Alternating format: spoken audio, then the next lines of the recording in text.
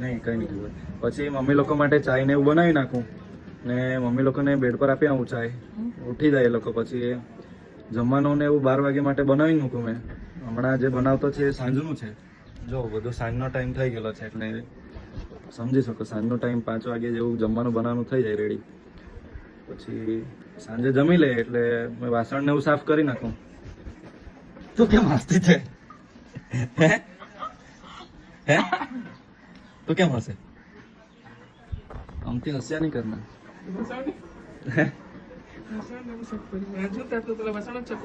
અને પછી જયારે વાસણ ને બધું સાફ થઈ જાય મેં મમ્મી લોકોને બધાને જમી લે એટલે મુખવાસ ને એવું આપી દઉં, એ લોકો ખાઈ લે.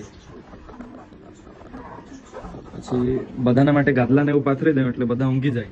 બીજા દિવસ પાછા 8 જ વાગે ઉઠે ને મેં સવારે દીવાને એવું કરી દઉં ને ચાય ને એવું બનાવીને આપી દઉં.